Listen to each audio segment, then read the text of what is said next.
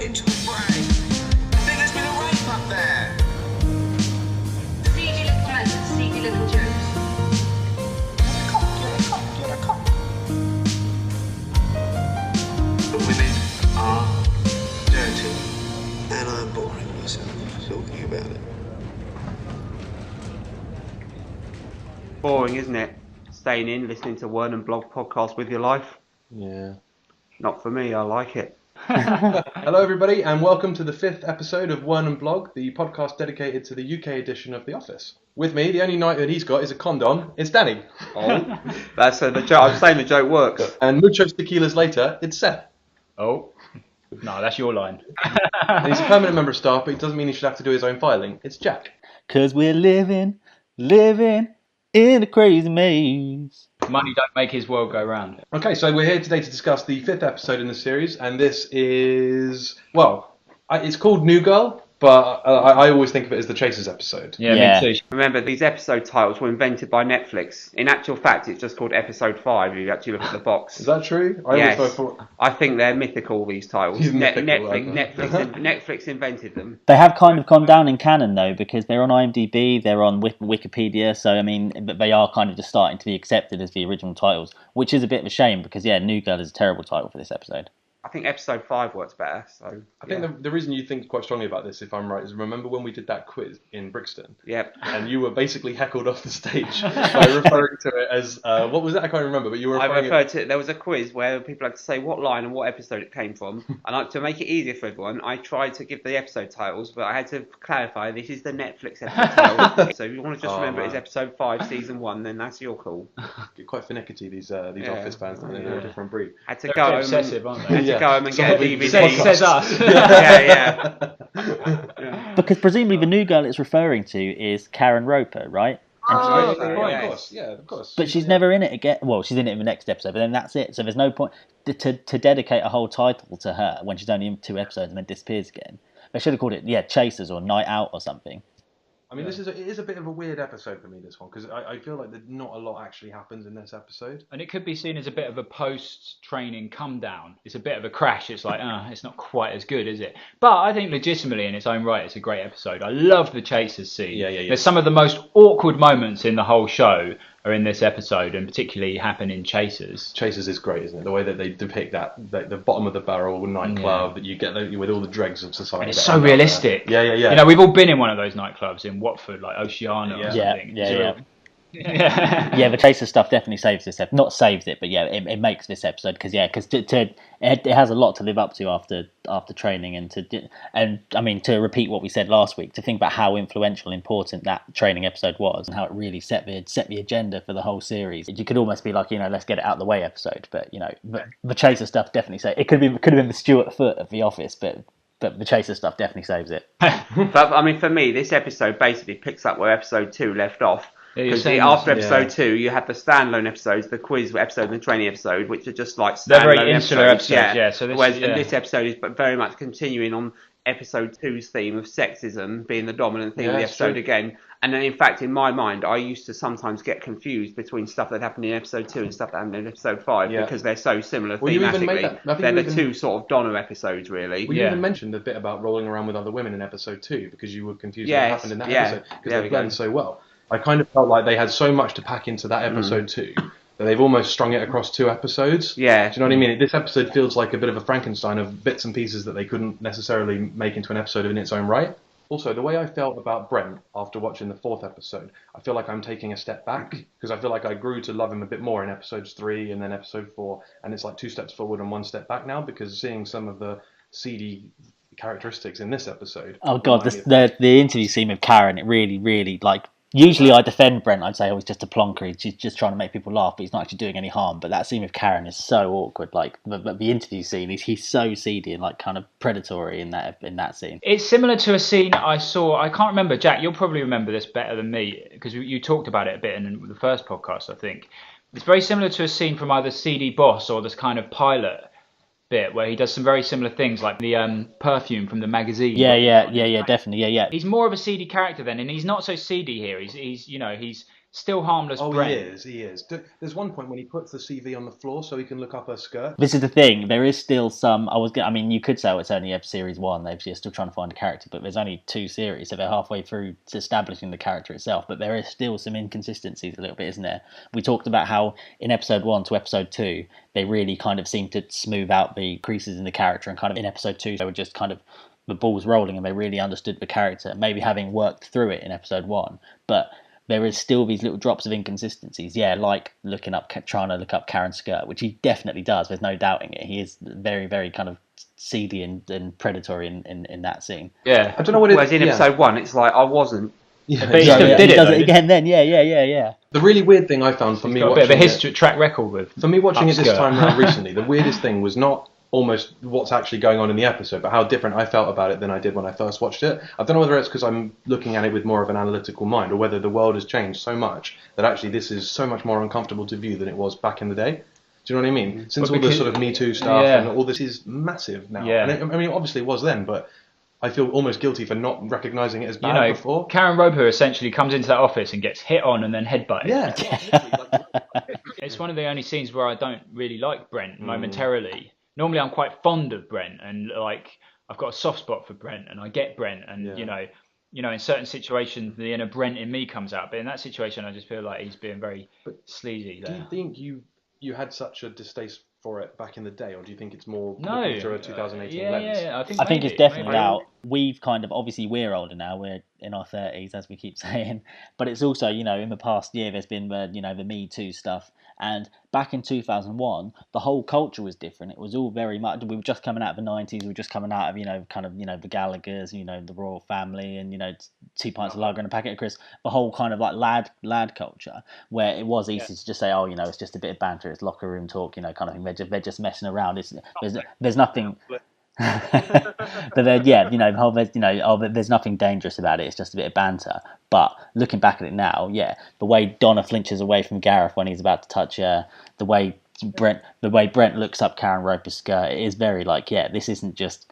It might be banter between the guys, and I'm sure neither Gareth nor Brent would have pulled a Harvey Weinstein on either of them in the office and kind of tried to do anything too far. But the fact that it made those women feel so uncomfortable, you watch it back with that eye now, going, this isn't. Forget about if Gareth and Brent thought it was just a bit of banter.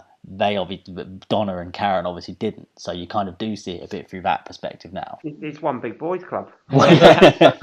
So guys, as we sit here today, we've got 4 episodes out. We've just released training yesterday, and it's going really, really well. We even had a retweet from Lucy Davis. It was a great moment. She didn't actually listen to it yet. I know. Good. Didn't want to. Next. Well, Dawn's got some great moment in this episode though, so hopefully she'll listen to this and keep retweeting. If not, I'll just go on Twitter and just say, Dawn, I'm fed up. Keep the dream alive. I'm fed up, to be honest. At least that way, when she doesn't tweet, we can say, well, at least we tried. Yeah. So now we're doing this for the 5th episode, and we've had some amazing reviews so far, amazing feedback. Everybody's been really cool. A bit of the feedback that we had was that there was one of us that sounded like they were in a well. So I'm assuming that's you, Seth. Probably, and you probably noticed that this week I'm slightly less well-like in my voice. Well, they let me back in the country. Well. Always good to see you back in England, but you really should have thrown ahead. I think your parents are going to lock the doors. Are you finished today? Yeah. He'll still come back. Let's see. You get on with it, yeah? Right. So this episode starts with Tim basically confirming his decision that he made at the tail of the last episode, saying that he's absolutely going to quit. And it's Gareth basically making fun of him. Oh, hang on. We haven't done a synopsis. Do we need to do that this time? Focus. Or can we just sack that off because it didn't work last time? It didn't work last time. All right, Yeah, and they all know. Let's face it. If you're listening to this thing and you don't know the synopsis of the episode, you just turn off now. Well, There's basically, no point. in short, there's a new girl and they go to Chasers. Yeah? So basically, that one experiment we did of feedback to listener suggestions, we did it for 1 week. I thought, fuck it. The IMDb one's bollocks. I don't know if you've Is had it a look bollocks? at it. So basically, you're right. David Brent hires a new secretary, Karen Roper, even though he's supposed to be making cutbacks, and then the lads go out to Chasers. Everything coalesces at the end. Put your hands together. There you go. And that's it. Yeah, perfect. We all just Easy, put our hands innit? together there. Brilliant. All right, cool. So as you're saying, James, it cuts in with Tim still committed to his decision of being a psychologist. Absolutely. Does any of you watching this ever actually think Tim's going to follow through and do this? No, No, I we do all not know believe that. for a second. And that's we the know problem. Tim. We and know that's the Tim. problem with Tim, isn't it? As we've discussed in quite a lot of length before, he's like a bit of a, I don't know if anti-hero is the right word, but if anyone's the hero, it's Tim. But he's not really a hero because he is apathetic, and you do want to slap him sometimes because Tim is only really doing this because of what happened with Dawn last time. He had the silver lining vision of riding off into the sunset with Dawn, and now he's kind of got to almost awkwardly stand by his decision. Well, the thing is, he hasn't, because later on in the episode he says, "Oh, I just need to actually hand in my notice to make it official." So he's not even done it. He's not. It's again, he's just talking. But watching it back and seeing and watching this scene again, I kind of wish he would make that decision, because you can see kind of it's starting to the job Wernham Blogg and David Brent are starting to rub off on him a bit. There's a couple of Brentisms and Brentish kind of like facial movements that come out in this scene, especially when he's talking back to Gareth, when he's trying to get that little one over on Gareth. I'm leaving to go back to university to learn about more than the price of OptiBright laser copy paper. $2.98 a gram. $2.40 a gram. Check the list. And that's very Brentish, isn't it? So it's all starting to rub off on him a bit. It's starting to turn into Brent, which kind of hints at the next episode, where kind of he almost he becomes full Brent, and it's starting here in this episode. So it's almost like Tim's got to get out now, or he never will. Got to get out now and save us all a bit of time. The next scene is when we get Donna coming in, and it's clearly sort of midday. Gareth challenges her initially, so then Brent comes in, and what is it he says? Who am I? Dixon Dot Green. Yeah. Evening all. Did any of you guys know? No, it's such an old reference. And in fact, I've adopted that as one of my phrases. Yeah, but that's it's not based from on that. That's not from Dixon of Dot Green though. That's from Brent. Yeah, and mispronouncing a lot of my worms, It's not from the two Ronnies, even though it's classic stuff. It's from David Brent. I'm quoting David Brent, quoting the two Ronnies. One thing I was wondering is, if Donna's late, surely that means Ricky's late, doesn't it? Like, why is Donna late, but Ricky wouldn't be? Maybe she went home afterwards. There, isn't he? Yeah. So maybe he went in a bit earlier, and she said, "Oh, don't worry, David will let me off." And once again, what is her actual working status, Donna? Because it's not actually really made clear. We've had people writing in saying it's work experience. Maybe she's a temp, but it seems to me like it's a fairly casual arrangement. Yeah, it's just Brent doing a favour to his friend Ron's daughter, isn't it? Yeah, he's not offended with her not being late to work. It's more that she stayed out all night, and this opens up into a brilliant. Basically, when we start to see behind Brent's approach to women and how he feels about sex. You stay with a friend, that's fine. I'm a little bit annoyed at her parents for not calling me and just saying his parents, it's a bloke, so what? Come on, God. Chill out, shall we? Please. He's quite prudish and sexually neurotic, Brent, and it really opens that can of worms this episode. And, there was a question of whether or not David Brent is a virgin. Oh, it does make Has he ever had a sexual... I think he's a very sexually, at the very best, he's a very sexually unsuccessful man. And he's that really comes across in this episode. Well, he's not for the want of trying. I mean, he does try. Wasted an hour on that girl later on in this episode. But when sober, he finds it incredibly hard to talk to women, and he's quite prudish, actually, even. Well, he's not like cripplingly awkward around women. Like, he's able to at least put the moves on to Karen when she comes into the interview room. Maybe that's because he's got the power over her. I don't know, but I think it's more. You can see with Donna in the second episode and in this episode, and going on to series 2 with the Welsh woman Trudy. I think it's more women who are sexually have their own sexual agency. He's very old-fashioned. He thinks that it should be the men that are forward and the men that are kind of sexually autonomous. And if it's and when it's a woman, he just can't deal with it. He doesn't know what to do. Donna knows that she can push his buttons with it because she basically ends the conversation by being overly sharing what's going on. He would much prefer if she just said, "Oh yeah, we slept on the floor at my girlfriend's house." Yeah. But she keeps pushing him because she's basically but that's not Donna pushing him. That's him pushing her. She's almost like annoyed that Brent's had to push her to that place, and she's like, "Right, if this is what you want to hear, you forced me to do it. Like if this is what you want to get out of me, what do you want from me?" kind of thing. You're right that when she turns to the camera, it's kind of a last resort kind of thing. Yeah. But she is pushing Brent, and she's trying to. She wants him to confront the issue. Yeah. But yeah, that's true. Yeah. But yeah, it's more that she's so humiliated that he's pushed her into that place. He's like, right, I'm going to humiliate you then, and I know what's going to humiliate you. I'm just going to say this in front of the office and show you that I'm not embarrassed about this, even though you are. Was anyone in the office, was it? It was actually. I slept with somebody in the office, everybody. There's also some great face acting from Lucy Davis's Dawn in this. Like if you watch it back, just watch her face. Like she does say. I mean, she obviously has that whole back and forth with. You couldn't stay at mine with Brent, But just when she's not and she's just listening, her face is brilliant. Like when Donna finally says, "I slept with someone in the office, everyone," she does this like, oh, cringy face because she knows how Brent's going to react to that. She's the one he turns to sort of see whether the laugh landed. Yeah. Well, because Dawn, as we've seen, is the only person that he's really kind of as comfortable as he can be around a woman with. So, like, when he's almost like he's checking back with her to make sure it's all right that he's saying these things, I guess. Yeah, exactly. She's the barometer, basically. What's acceptable to say. But then he makes that weird Freudian slip about if I'd got off at. So it's really on his mind in this episode. Sex is on his mind in one way or another. Yeah. And I think his insecurities are all bubbling up. Yeah. He may or may not be a virgin, but he's not had any luck for a very, very long time. Well, he says at one point, he couldn't pull in a brothel. I can and I have. So surely that means he's but that was just a drunken defensive comment. But he has to tell wasn't Finchy, thinking about what he was saying. He has to tell Finchy that he has at one point had sex. So that tells me he doesn't have sex very often. And also to argue against that whole I could pull in a brothel and I have. He also says in another episode I would never pay for it. So that kind of contradicts it, doesn't it? So there's a stalemate there. Maybe it just means I have pulled before. Well, no, technically, if you pulled a brothel, you wouldn't have to pay for it. That's a good point. Has anyone out there ever pulled in a brothel? Email in. Can they say whether they paid for it or not? Yeah. Was it a metaphor? Well, the sexual politics of the whole thing all carries on into him meeting Karen as well, and he does that when Karen comes into interview to be a secretary, and straight away you can see the way he reacts between her, Karen, and the male candidate, Stuart. There's just a gulf between it, isn't it? It's ridiculous. That's probably one of my favourite bits in this episode, actually. I love the chaser stuff, but in terms of the stuff that goes on in the office, and who is it? It's obviously, what's his name? Robin Ince. One of Ricky Gervais's famous regular victims, along with Cole Pilkington and what's his face, the editor, taping Nigel. Yeah. But that is fantastic because obviously he sat there, and this goes back to what we were talking about before about how different times were that you could. I mean, I don't know. Do you think ever? I mean, this is obviously a caricature of how bosses acted, obviously. But do you ever think it was quite so blatant? Yes. When interviewing for a secretary, definitely. Yeah.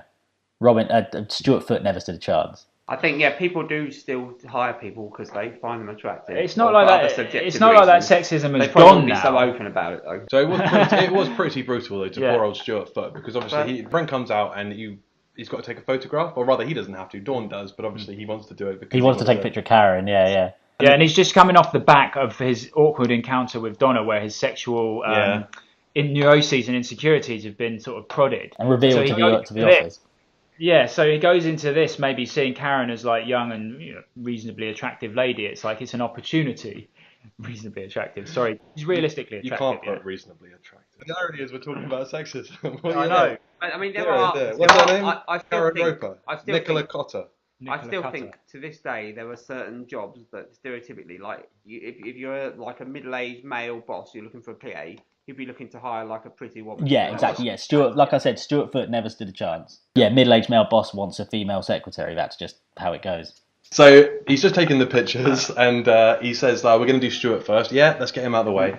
Brilliant. Poor bastard. Imagine going into an interview with someone just said, "Let's get you out of the way." So you just and then Brent's attitude throughout the whole interview, he just does not give a fuck. So yeah, he sat opposite Stuart, and he's just let Stuart roasting on these coals, and Stuart's just sat there in silence. Brent sat there in silence, and of course he leaves it for Stuart to break the silence. I mean, under what circumstances would Stuart have got this job? Do you know what I mean? What could he possibly have said? Well, he doesn't want to get. I think if Karen Roper had just got up and said, "Actually, I don't want a job. I don't want to be a secretary," and walked out before the interview, it's like I still don't think he would have given. No, he would have carried on looking. So I mean, we don't see the end of Stuart Foote's interview, but obviously then we move on to what it's all about, the big interview of the day, and he starts by shuffling the chairs around, moving them around. Yeah, and don't forget he gets the little bit of perfume off the magazine. On GQ, GQ or whatever. Exactly, and then he does a couple of scenarios. You can see him working through a couple of scenarios, like standing by the window, turning around. Like how do I pitch myself to make myself look like powerful and sexual, basically. The sage he wants to be. Yeah, he's practicing his performance for when the cameras are on in the interview, not realising that the cameras are filming him through the blinds. Yeah, which has got shades of, like you said earlier, Seth, the CD Boss short that they did, where there's these shots through the blinds of the CD Boss, the David Brent character at the time, not realising Cameron's there and he's putting on makeup and stuff. And obviously in this it's a bit different. It's less kind of out there, and all he's doing is kind of like getting ready to, you know, flirt with Karen. But there's those kind of like, it's those kind of candid shots. But actually, for a mockumentary, they don't really exploit that in the Office. They don't really do many shots where the characters don't know the camera's on them, like they did in the CD Boss thing, where it caught him putting on lipstick. But they don't really do much of that voyeuristic, candid stuff. Yeah. The American Office does, and I'm really glad you brought it up, because it does give you a completely different persona for Brent, doesn't it? But I'm glad they don't do that, because it's kind of cheap comedy, and I think they learned from doing the CD Boss short that that is kind of, you know, you get a cheap laugh out of it, but it's a bit too cheap. Do you know what I mean? Yeah. So, but I mean, do you think this scene, like, because maybe it's from the pilot, do you think maybe that's why it feels a little bit out of place, a little bit incongruous? It doesn't seem in keeping with David Brent's overall character. Well, it is drawing, as you say, it's drawing from an earlier incarnation of Brent. Yeah, the whole scene is, you're right, sir, yeah. It's like with the Post-it notes, I feel like this is a nasty side of Brent that we very rarely see. Well, yeah. I took it just as his insecure side, because he's so rattled. I see it as more predatory than that. I think it harks back to what Jack said, actually, in the very first episode of our podcast, which was, is this the character that Ricky and Steve wanted David Brent to become? And I feel like this is CD Boss that we're seeing in this scene. This isn't David Brent that we know and love from the rest of the two series. And it's almost like they felt that CD Boss scene and dialogue and the whole piece was too good to lose, and they've sort of shoehorned it into this episode as a... I don't know, and you're right, Danny, it does feel like a bit of an afterthought for me, and it doesn't sit well with me, this side of Brent. Yeah, because he's so prudish normally, and yet here he's being all... Yeah, it doesn't quite sit right. This is probably the most comfortable he'll ever be with a woman. In his office, she's got to impress him. Yeah, that's the thing. He's got the power here. Yeah, cards. He holds all the cards. She's literally a captive audience, and he's like Caesar's thumb, up or down. Yeah. He has to impress him, otherwise she doesn't have a job. So that's why she agrees to meet him for a drink later at Chase's. That's why she, indulges him with, the conversation about whether he drinks cider, lager, or beer, or whatever it is. So obviously he's halfway through doing this interview with it's horrific. He's halfway through doing this horrific interview with Karen, and she seems genuinely off-put and uncomfortable by him. She does look uncomfortable, and she does a very good. The actress said very good, and she does a very good uncomfortable face. You feel her discomfort. She does a very good job. Once again, another example of The Office's amazing ensemble cast, where every single performance is very, very good. Yeah, really well calibrated to fit in with their kind of the natural documentary style, so that you could think it's a real documentary. But Brent is straight from The Office. He's, well, like we said, predatory in this scene, isn't he? Yeah. He takes two opportunities to look up her skirt and her legs. He looks at the CV and he kind of his head kind of like gazes up the CV and up to her legs. He goes, just looking this over, and he like And then when he puts the CV on the floor, he goes, just putting this on the floor, and as he goes back up again, he looks up and tries to look up at her legs again. It's ridiculous. He's so out of touch with reality as well. Does he think he's being charming during this interview? I think he does. Yeah, I just genuinely think he does. That's why I think, in defence of him, he doesn't realise in the moment that he's being predatory. He thinks, I'm being charming. She likes this, which is obviously, which is the step towards being predatory. That's what Yeah. But in some kind of defence to Brent, you could say that he's not. He just thinks he's being charming. He doesn't think that he's being predatory. He doesn't see how he's being predatory in any way. We're gonna leave that there. We're getting on to that is a hot topic, especially in 2018. So maybe we should step around it and just leave that there. You remember the positive things, you don't remember the bad. Like when we think about Brent, I mean, before we watch these episodes as closely as we have been for the last few weeks, this bit was out of my mind. Yeah, definitely. Very easy for you. Wasting your time. But anyway, this bit was out of my mind because I remember the free love, free will. I remember the motivational speech. I don't remember the bad bits. No, take that bit out. Where it hits a woman in the face with a football. Oh, well, that's the next scene. That's the next bit when he doesn't hit her in the face with a football. Well, it's not very clear what's actually supposed to happen. Is he supposed to have accidentally slipped forward on the ball or something? Yeah. Like, how did he get into that position? I don't really know. Well, the choreography of it's a bit clumsy, and I think they knew that it was going to be, so they positioned the camera. Yeah. I mean, it doesn't quite look realistic when you watch it. But anyway, it gets the point across that he slipped and he's headbutted her, which is a terrible end to an already awkward situation. Just adds this whole new layer. It ramps it up to a degree that it's never quite been turned up to before. Like an actual, physical. Yeah. But it's just, what's he doing with the football anyway? It's just ridiculous. As Karen's signing the thing, she's about to leave, and Brent comes out with the football. Just one more chance to impress her. It's ridiculous. And he says his Brent's on the ball, just Roper to beat. Exactly. You know what? We talked about The Office, how quotable it is, right? And how there's these sort of institutions around the world online of people that quote very specific areas. Just a quick shout out. There is a Twitter group called Just Roper to Beat. And it's football-centric Office quotes. Oh. So whenever a manager loses his job or, you know what I mean, there's an old team on the scrap heap, these guys are on it. Yeah, it just goes to show how deep the well of just Office-related stuff goes. Because Brentisms and people being like Brent are just, they're out there. You can see it in every single person. You can see it in every politician. You can see it in every celebrity. You can see it in every public figure. There's just someone, they always, no matter what walk of life they're from, no matter how cool this public figure is, at some point they're going to be like, a bit like Brent somehow. If it's in them, we'll find it.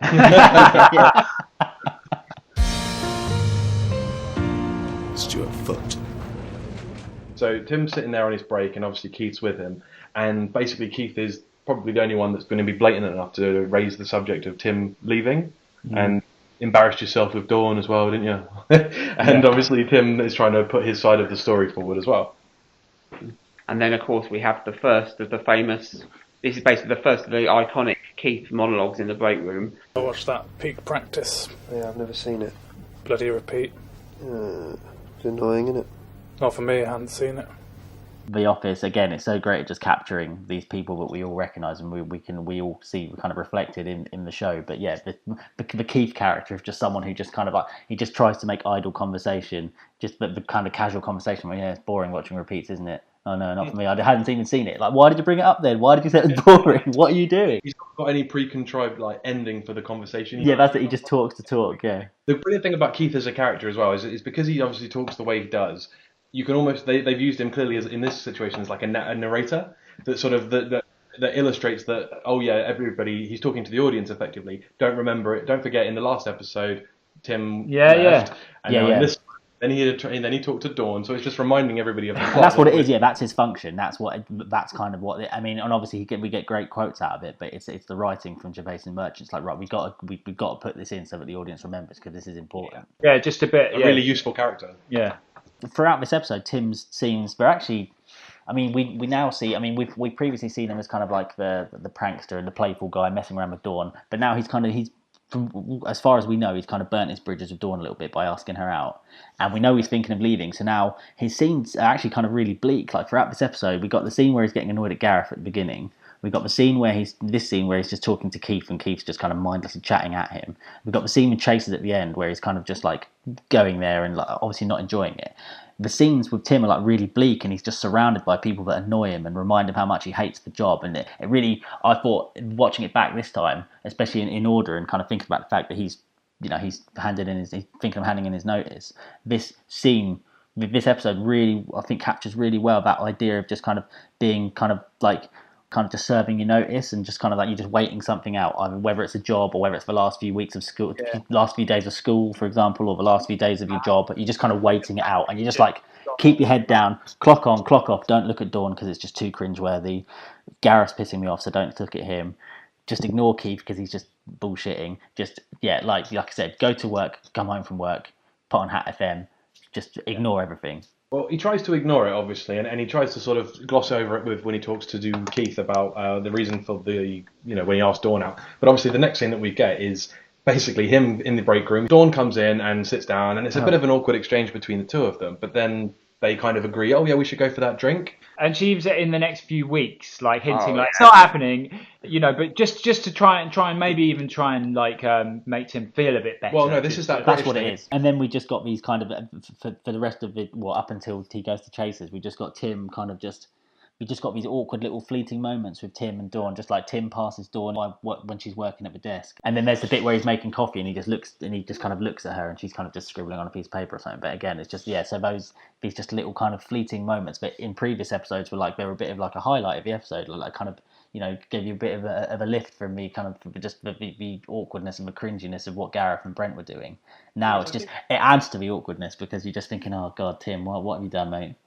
I think they're equally important as the positive ones, though. Do you know what I mean? Because they obviously they all form one big story together. So if it was always just sort of longing looks positively, we wouldn't have the end product that we have with. Yeah, of course. Yeah, I mean, you needed, as Brent says, you need the trough before you can go up the valley. Yeah. And so we needed that.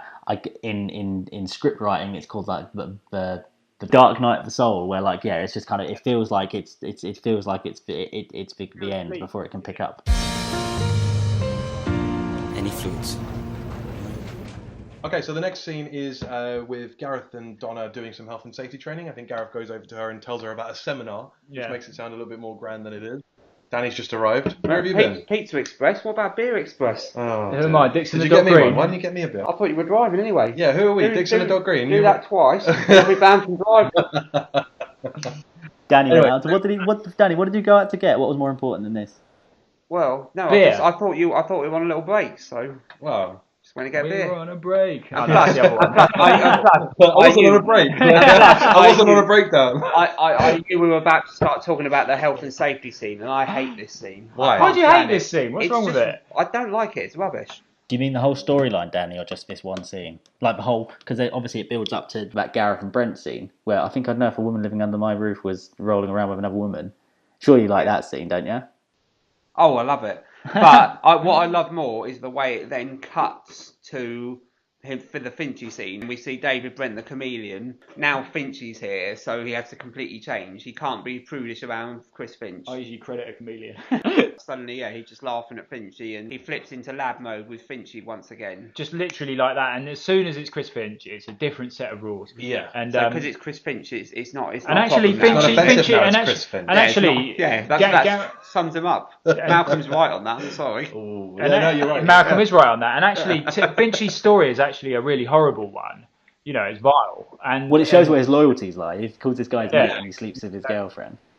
Yeah. But do you think it's true? I think it's true. This is what I was just about to say to you, James. I think I've always got the impression that no matter what an arsehole Finchy is, these stories he tells, I reckon, have truth to them. Maybe not as extensive as or elaborate as he tells them, but I think they have truth to them. And we see from this episode that he has luck with women. When he goes out to nightclubs and no one can hear him talk, and he's just got kind of his oily charm and charisma that he has, people fall for it. So I reckon, but these stories he tells, I reckon they are true. I reckon they've got truth to them. Well, you say fall for it. They know what they're doing, don't they? Sadly, in this machistic world, Chris Finch is a winner, right? And you know, and these women are just trash to him. Yeah, but these women he's meeting at Chasers, they're not thinking, oh, this guy Finch is going to settle down with me. They know what they're getting out of it as well. It's an equal thing. It's kind of it's that culture of people that go to places like Chasers. You know, they're all just looking for a one night thing. So you know, fair play to Finchy. Yeah, exactly. But, he gets his pump action yogurt rifle. But this scene is kind of is establishing the fact that they're going out to Chasers, and that lasts for the second half of the episode. But it's obviously Finchy telling the story to Gareth and Brent, and then they ask if Tim's coming out to Chase as well, and Tim says yes. So my question is, why is Tim saying yes? This episode, after the bombshell of being rejected by Dawn in the previous episode, he's just kind of like just drifting through it, like just keeping his head down. So why does he agree to go out with the lads on to Chasers that night? I was thinking that myself. I don't know. The only conclusion I could possibly think of was that he is almost on the rebound, maybe. Dawn's knocked him back. He maybe needs a bit of a pick me up, but I mean, he's looking in the wrong place. He's bored as well, isn't he? He's bored in his life, so it's just something to pass the time. Yeah, plus, it's ironic. Maybe he wants to be there to show the cameras around, actually, and show how funny it is. Yeah, Tim is never getting laid in Chasers in a million years. I don't think he's not a Chasers man. He's going there. And he's in there. He's got his coat on. He looks like he really would drive anywhere else. But he's doing it for the people watching, for the intent. He's not part of it. He's watching it. Like at one point, he even hides, doesn't he? When Finchy and Brent are doing that really awkward, like hitting on those two girls, he literally goes down behind them and hides. He's a spectator. We've now got a talking head from Tim, which is really good because obviously he's deadpan about it, and basically he's making a point that Finchy and Gareth and Brent are bottom of the barrel when it comes to culture. There's all these other things that are going on in Slough, but actually they'll probably end up in Chasers, and he knows full well they'll end up in Chasers. And then, true to form, the next shot is a brilliant intro to Chasers. Right, as you all know, making this podcast is a labour of love. We don't receive any bunts for it from you, so we rely on our commercial sponsors. So now, for a word from our sponsors. Cooper and Webb. Cooper and Webb was founded in 1997 by John Cooper and Sally Webb on the premise that whatever your performance management style is, from the rock and roll to the more traditional taste, we can offer motivational corporate seminars to suit your style. So maybe if you just sit down and relax, as we select industry experts and offer them to you at competitive rates. But at Cooper & Webb, we aren't all about chasing the Yankee dollar. We take great pride in watching our experts as they do their motivational speech, and you literally see them getting all motivated. Who's Cooper and who's Webb? Call now to book an appointment and find out. Cooper and Webb. Motivation, education, inspiration. The thing I love about Chasers, though, is that there's one in every town. Do you know what I mean? There's inevitably that pub that stays open late, and it's really shitty and cheesy, and the DJ's gratuitous. It's just basically just a pub, basically, but they just try to dress it as a nightclub, and they get all the people from work. To me, that's all a nightclub is. But this is this is a Wednesday night. That's Wednesday night Raz, yeah. They cleared it quite a lot, because remember in episode 1 they talked about how much they had to drink the previous night, and I'm thinking episode 1 is on a Thursday, because they go there every Wednesday, as Tim says. Well, no, and they all come into work drunk. And Brent describes it to Finchy. He says Wednesday night Raz. They're bi-nightly. Nightly, yeah. So it's like it's a ritual, and he's seeing his 2 women from last week tomorrow, but he's still going out to chase us tonight to get more. It's a ritual to break up the monotony of their week, right? It's a working week, and bang in the middle of that week, just in that boring, what do they call it, the hump day or whatever. Yeah. You go down Chasers, you get pissed, and you try and shag someone. You know, I honestly, I haven't been to a place like Chasers in a long. I have no business in a place like that. I don't drink anymore. I haven't drank in a long time, so I have no business in a place like that, as I said, but I never ever want to set foot in a place like that again in my life. And every time I see that Chasers scene, it gives me flashbacks to Watford, and as you were saying, Danny, and I just think, fuck, Brighton. I remember that. Like Yeah, Brighton. I just think it offers Watford nothing. on Sea, basically. They are We'll depressing places. get emails, Danny. They are and you know, Tim's comment is perfect about the ballets in town, because they are like the death of culture, those places, aren't they? That's so true. Cultural black hole. There's a great article from Vice, I can't remember when it came out, but I remember first reading it a couple of years ago, which really digs deep into the Chasers night out from this episode, and it's got some really kind of just good descriptions of it. Like it says here, we often talk about going out as an escapism, but clubbing in the office is an almost nihilistic form of this. Neither joyful nor depressing, the drinkers are still trapped with the same people they work with, even when they try and get away from it all. It's completely real.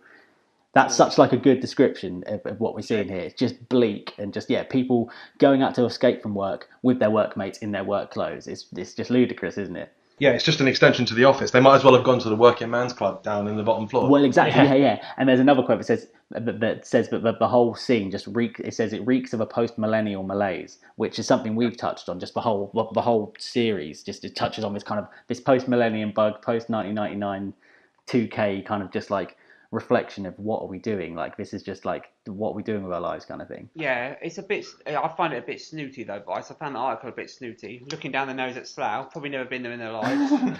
Don't even go out drinking there, and you work there. What's the matter with them? Don't they like girls? Windsor's exactly the same though. Double standards. In a way. Just the Queen. Everywhere's the same. With Slough, Windsor, Watford. It's these satellite outside the M25 towns, which are just they're trying to be Ministry of Sound, they're trying to be London, but they're not, and it's just like it's people, it's commuters who go out to these wanting to be out in the big night spots in London, but they can't. They got to go to fucking Chasers in Watford or in Pinner. Even in London, it's probably just the same. Go to the bloody Vice night out, but it's just like the bloody Chasers. Like Nathan Barley. Yeah, exactly. Don't slag them off. Exactly. All right, cool. So we've got them. When Finch at the bar with David Brent, and obviously he goes over to start chatting up these girls, and to be fair, he has David with him as his sort of wingman. Well, but he's not. He's less of a wingman and more of a... Put it this way, if David Brent wasn't there, Finchy wouldn't care. Finchy would be doing exactly the same thing. He's irrelevant Let's put that on to a Finchy's. t-shirt. I love that. He's irrelevant. He's if David wasn't there, Finchy wouldn't care. No, he's irrelevant. David Brent is irrelevant to Finchy, as he always is, but of course David Brent... Finchy's anything but irrelevant to David. To be fair, Brent. Finchy introduces him. Dynamic. To be fair, I mean, in lad culture, Finchy's introduced him to the girls. He's been a wingman there in many respects. If David hasn't got the social skills to carry it forward and make a move and make something of it, it doesn't mean Finchy's done any less. I mean, what is it? He says that the only knighthood he's got is a condom. Yeah, and Brent fucks it up. So it's not that Finchy hasn't tried to get him in. Brent fucks it up by explaining the joke. Yeah, exactly. Speaking of the social skills though, and the kind of the barroom presence, Whereas you can see Brent kind of stuck behind Finchy trying to get in, poking his little hand through their shoulders, going, any one of you's fine. Gareth, true TA soldier, scoping out his surroundings, goes around and goes to the girl on the end. Like, he knows what he's doing. Yeah, that's true. Pincer movement. Yeah. The next shot we see is Finchy and David at the bar, and he catches sight of Donna on the other side of the bar, right? And Donna, he what does he say? Oh, Christ, that'll do. And David sort of instantly laughs. He had to snap into protective mode again. He instantly laughs, but then he looks over, sees who it is, and thinks, oh, crumbs, you can't talk like that about Donna. Crumbs. Oh, sorry. Oh, sugar. We'll do that bit again. I can't believe I said leave that in. That's the kind of thing my nan would say. Danny looks like he's about to burst. He's got veins on his head. Look. Oh, come on, man. Look. Right, hang on. So David sees that it's Donna, and realizes, oh shit, he can't talk about her like this because I'm supposed to be the protective one. So he begs and he pleads Finchy not to objectify Donna in the same way he allows him to objectify all the other girls in the club. Right, okay, no. Stop. I'm going to get you up to water or something. Should we have a break? Yeah. Play the bridge. We'll come back. There's nothing funny about them. So the next shot we get is of Gareth basically standing on his own in the middle of the dance floor, and he looks so drunk. And he's in that drunk state I'm sure we've all been, where he looks like he doesn't really know where he is. And he's kind of like sort of stalking the dance floor almost. He looks like he's kind of just looking around like... I remember watching a thing once with Ricky Gervais and Stephen Merchant explaining how when they originally cast Gareth, when they originally wrote the character, they wanted like a macho man, like a proper like tattoo, big muscles or something. And then when they got Mackenzie Cook and they said something about having this like bird-like vulnerability to him, they were able to give him more and more ridiculous and seedy things to say and do, but he was able to get away with them because he just looks so damn vulnerable. Well, this is the thing. In this bit, he looks like, and he's so drunk and he's so vulnerable and he looks so lost on the dance floor on his own. He's a prime candidate for this biker woman to sort of prey upon. They've been kissing the whole night, and then Gareth's finally like, who's that guy watching? He's like, oh, this is my husband, Paul. Paul, do you mind if Gareth comes back home with us? And Gareth's like, what? And Gareth's outraged, isn't he? He stands up and he says, no, not if there's another fella involved. But he's still sat there in the sidecar at the end. And we'll come back to that because that's one of the best comedy cuts. There's some great drunk acting by Gareth here, but there's some also, the next scene, there's some great drunk acting by Ricky Gervais when he goes over to Karen. He's such a good drunk actor, especially this little burp he does. It's just brilliant. Brent sees Ricky getting off with Donna, and obviously that's the big reveal, isn't it? When Donna and Ricky come over, and Donna challenges David Brent to say, "Have you got a problem with what? You got a problem with Ricky?" Yeah. And then that leads into the iconic "not up the arse" scene. Because she says about how he finds sex so disgusting, and he, having been talking to this girl Lindsay for about an hour. He goes, well, I will take her home if I want to. I don't want to go home. I can be successful, and then immediately she knocks him back. But he has to keep rolling and look all smooth, like, I don't want you to come home with me. By this point, and then, he's pissed and he doesn't care. And then he gets the slap after, and Finchy's just there doing one at the bum, no harm done, just laughing at it. But then he puts his hands out like he's doing a little movement. That's so bad. That's one moment where, again, I'd say this episode, it ramps up the discomfort to another level. The Karen Roper headbutt scene, the not up the arse, it's some of the most cringeworthy television of all time. And the worst part is Karen Roper's there for that. Yeah, Do you know what I mean? she's there. Right next to him, and this is her new boss. She's thinking I got fucking lucky in that interview. Yeah. That's what she's thinking. Do you know what I mean? Because the worst part is when Finchy says Finchy says one up the bum, no, I'm done. And then he has to clarify. No, not up the arse. Often when characters have to act drunk, I almost feel like it breaks the fourth wall. I don't feel quite like I believe it. Connected to Whereas it, with these guys, everybody who acts drunk in this, they always seem to do a really good job. Maybe they actually get drunk. They show you the dark side that people don't talk about. Alcohol is actually a depressant. Alcohol is a depressant, and it makes people do stupid things. It like, leads you down a dark path. Yeah. It's not all like, oh, happy drunk. It's like, no, it's not a happy drunk. It makes you really miserable. And it's that night. Too much of it. And it's that afterwards when Tim's leaving with Gareth. Sorry, no, when Tim's leaving with Brent, and then he's like, he says, he's like, "Car, no, we're going somewhere else," and then Tim's like, "You've just you're like, no, you realise what you've just done. Well, the thing is, this is what probably happens. Oh, life. Oh, life. But this probably happens all the time, though. Don't forget that in the very first episode when he comes in and he talks about how they had a skinful the night before and Gareth's mates just had to leave because they couldn't handle it anymore. Yeah. I wouldn't be surprised if that's an exact carbon copy of this night. Yeah, this is how he gets every single time. Yeah. That's what I was going to. He probably embarrasses himself every night. That's what I was going to postulate. Do you think every Wednesday Brent makes a twat out of himself, or do you think that was particularly? I think maybe Stitch Up Corner. Maybe the BBC made it look worse. This is maybe I think this is maybe. I think they probably filmed. He's just a plonker. Yeah. They probably filmed him every Wednesday night for 2 months. Most of the time, he's getting off with the girls. He's making calming conversation with everyone. But the one time he does not up the arse, they pick that out, leave that bit in. But this is the thing. This is what I was going to ask. Yeah, he spends the whole night looking forward to going to Chases. Like, it's really, really built up. He invites out Karen. He keeps on mentioning it.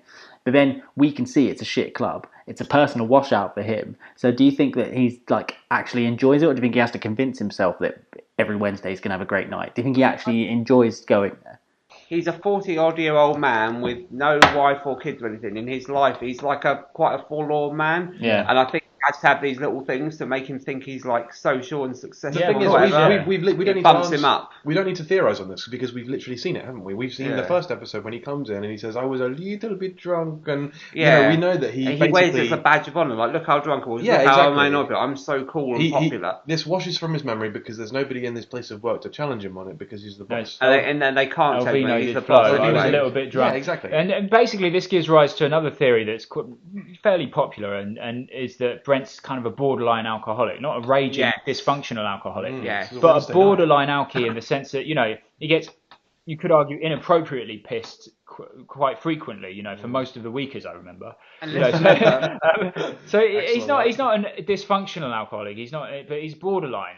Although he does have that booze in the office. For he has those little. Yeah, but if there was any, if at any point while the cameras were there, he'd sneaked one out of the drawer and had a little swig of his little stubby while the work day was happening, we would have seen it. That would have made it into the cut.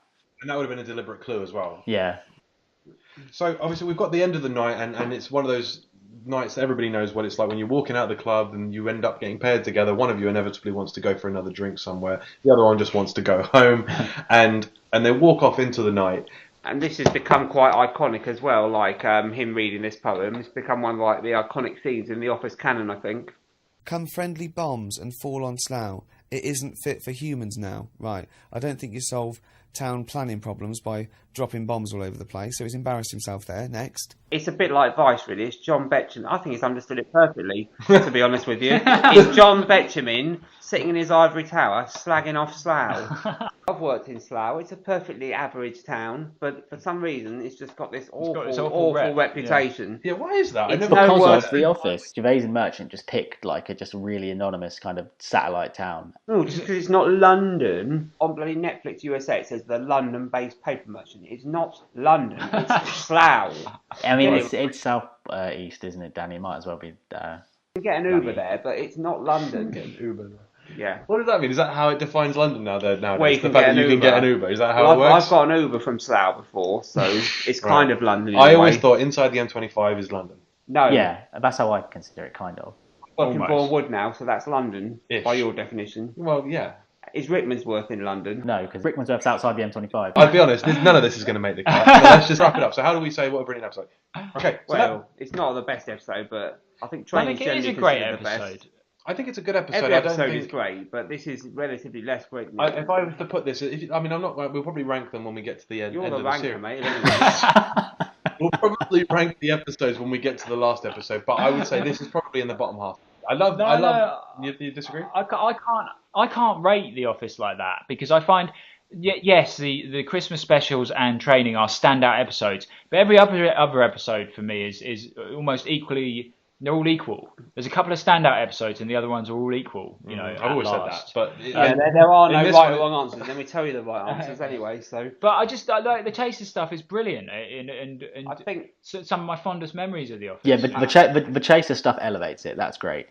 But yeah, you could kind of, because it's not Training, because it's not Quiz, because it's not the pilot, because it's not a season finale, you could think that it was filler, like we thought with episode 2. But in all of these episodes, there's just these little you find out about, oh, that great quote was actually from that episode, or you think, oh yeah, I forgot the Chasers stuff is there. Well, this is the reason I kind of felt that this is in my bottom half of the first series, only because I feel like between this episode and the second episode with the work experience, they had 1 hour and a half or hour and a half length episode, but they've kind of split it up and made it into 2 episodes. But nonetheless, like you say, it's got some really iconic moments. It's got some fantastic Vinci in there. How many times when we've been out at a pub or club in the last 10 years have I recreated this scene? Yeah. With not be our Yeah, pretty much every time. many times. In fact, it's probably worth apologising to any girls that a conversation with when we've been out in clubs that Danny might have mentioned this too. It wasn't offensive, it was just an office quote. Yeah, I wasn't being lewd. Let's get on with the quiz. But Okay, right now, the quiz. I'm going to do it very quickly this week. Hang on, where's my buzzer? Can I hear your buzzers, people? Wait. Say that again in a second. Hold Start on. from the beginning Yeah, again, right. Danny. Okay, we're doing the quiz now. Tell them we're going to do a We're live doing quiz it. next week. We're doing a live quiz next week. Start again. We're going to broadcast it on Facebook. Wait. Start again. Okay, we're doing the quiz now. Yay! We're going to do a live quiz next week. So for all you people on Facebook, on the internet, you know how to use the internet, easy, isn't it? We'll be broadcasting the quiz live as we do the podcast. Okay, without further ado, and this is about the 4th time I'm doing this, it's time for the quiz. They don't know that though. Yeah, this isn't recorded live. We're having to do this painstakingly because everyone keeps laughing. So let's get on with the quiz now. So let's hear everyone's buzzers. Seth? You look like you've had a pot noodle and a wank. Actually, James? have as well. Me next. James, yep. Don't get your Hampton cold. And Jack. Right, fucking hell. This seems harder than usual this Okay, right, now come on. Is it because... Quick time, right. Question number 1. Name the Desiree song that is sung in the Stuart Foot interview. It's the whole question. It's called Life, isn't it? No, that's incorrect, James. I didn't buzz, I don't know. Jack. Yeah, I would have said Life. Sorry. No, it is Crazy Maze. Oh, I know. We're living in a crazy maze. Yep, he sings Life at the end. Shoot. So that's the correct answer. People all know the correct answer. Did anyone get the Crazy Maze? Crazy Maze. So no one gets a point. Dr. Wankenstein didn't get a point. Question number 2. What does it say on Gareth's desk when he makes Ricky wait for an answer regarding the invoices? Don't get your Hampton cold. James. Silence genius at work. Oh yeah. You're right Correct. as well. Yeah. Next question. What is the first song that's on in Chasers? I want title and artist. I heard the pot noodle and a wank first. Well, it's Dame Bowers and Victoria Beckham. Yep. And it's called You're Out of Your Mind. Correct. Yeah. No, it's actually True Steppers featuring Dame Bowers and Victoria Beckham. Oh, come on. Oh. Danny, you're Danny, good. half point. I tell you what, Who's you got can both have a point. Yeah, all right, fair enough. Yeah. Yeah, We're all at equal. least no one has to go home to get a book. Okay. Question number 4. What are the 3 women's names? Don't get your cold. What 3 women's? Right, Said? it's James knows. Lorna. Yep. Heather. Yep. And Louise. No. Can anyone else? Lindsay. Yes. Oh. Only because you said it earlier, Danny. I never would have remembered that. Question number 5. Which soldier used up all the penicillin in Gareth's anecdote? You look like you've had a pot noodle Mark and a wank. Paxton, sir. Mark Paxton, sir. That was a little finger battle between me and So James. everyone's on 2 points now. So now 2 questions to go. Everything's good to play for. Question number 6. What song is playing as Ricky enters the room and gets off with Donna? Don't get your Hampton cold. James. Spinning around. No. Oh, James. Jack. Fats and Smalls. I've got it. Tainted Love. Dum dum dum. All 3 of you are wrong. It's Rendezvous by Basement Jaxx. Oh man. Oh Yes. Yeah. Can't remember Everybody Is in a rendezvous. Oh no, it's that song. Yeah. Oh. Alright, come on, get on with it, go with it. I can't even remember that song being on. Alright, that'll do, Danny. Come on, Danny. Okay, we number don't edit 7. this bit, so you Right, keep okay. it. What is playing? What's playing for Brent as he's doing his nut up the arse bit? No one. There's no one. You look like you've had a That pot is noodle and a Tainted wank. Love, isn't it? No, it isn't. What? There's definitely. You don't. I don't know. I'd have thought you Jack. guys would be writing this down. You must have known. Is this Spinning Around by Kylie Minogue? No, it's Don't You Want My Love by Felix. Oh, this is too obscure. All right, we don't 90s dance tune. Quite obscure 90s dance. Yeah, so we have got a draw now. Is that it? A three-way draw? A three-way draw. Everyone's a winner. Everyone is on... No. Yeah, so Danny, you've got to look through the book and pull out a tiebreaker. You've not got a tiebreaker question? I've not got a tiebreaker question ready, no. Luckily we have the script book here, and Danny's going to find a quick question for us. Everyone can write down your answers and just hand me a bit of paper. In what year did John Benjamin Slough come out? What year did he write that poem? I've seen Seth's 1880. answer. I've seen Seth's answer. So 1880? I have no idea. I literally something down. All right, 1980 then. Fuck it. I've received everyone else's guess. What's your guess, Jack? You can just tell me. 1948, I said. Right, well, Jack, you are the winner by some margin, because it was actually 1937. Really? Yes. It came out in the 1930s. So what's the tournament score now then, if Jack's won that? Well, the tournament score is... Oh, don't you know? Right, James and Jack have both now won 2. Seth has only won 1. So stitch up. If you win the last episode, we will have a 3-way tie, and then I'll have to get a tiebreaker question ready for the whole series. Can we take the tension? Yes. Yeah, well, I'm sure we'll find a way. Okay, so that basically rounds off another episode, the penultimate episode for the Wernham Blogg first series. So we wanted to say a big thank you to everybody for listening so far. You've all been absolutely amazing sports, and we know that this isn't maybe the most polished podcast, but we like to think that we have a lot of fun recording it, so hopefully you guys have a lot of fun listening to it. We appreciate we've taken a couple of weeks break, so hopefully this is comes stinging back with this episode. So we've got one more episode which will tie up the first series for us, and then we're all looking forward to coming back and doing series 2. Thank you everybody once again for listening. You've all been fantastic. We've had so many more views and downloads and subscriptions and ratings than we thought we would have. And numbers aside, I mean, in terms of the charts, I've just blown away by some of the positive comments. So some people have been so friendly and so nice about writing in about how they've never thought about this, or they're offering us different sort of twists on the episodes that we've not heard before. It's been really, really nice to hear some of the other feedback. So yeah, keep that coming in. Keep sending us suggestions, and obviously, if it's something we hadn't thought about it, we'll absolutely bring you up and talk about it on the show. So as Danny said, next week live quiz. Yep. We'll run that out, and we'll put out some information about that for you guys. But yeah. Rate, review, subscribe, and thanks for listening. You've listened to the whole thing. That was a waste of an hour. Boring, isn't it? Fans with little testicles.